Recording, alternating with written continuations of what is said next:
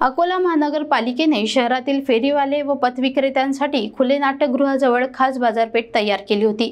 तत्कालीन आयुक्तांच्या संकल्पनेतून उभारण्यात आलेली ही बाजारपेठ विशेष निधी खर्चून उभी करण्यात आली। मात्र आज ही संकल्पना अपयशी ठरली असून महापालिकेचा कोट्यवधी रुपयांचा निधी वाया गेला आहे। शहरातील मुख्य रस्त्यांवरील पथविक्रेत्यांनी या बाजारपेठेकडे पाठ फिरवत ती वापरण्यास नकार दिला। परिणामी बाजारपेठ ओस पडली असून सध्या ती निकृष्ट दर्जाच्या बांधकामाचे आणि दुर्लक्षिततेचे प्रतीक बनले आहे।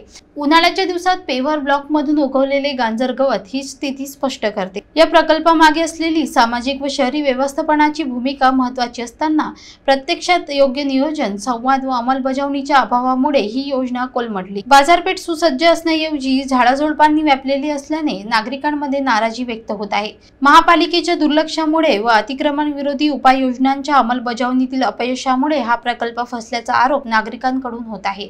यामुळे महापालिकेच्या कार्यपद्धतीवर तसेच खर्चाच्या न्यायतेवर प्रश्नचिन्ह उपस्थित होत आहे। नागरिक आणि शहर विकासासाठी अशा योजनांचा कार्यक्षम वापर होणे गरजेचे आहे, अन्यथा अशा विकास कामांना नागरिकांचा विरोध व नाराजी वाढतच राहील।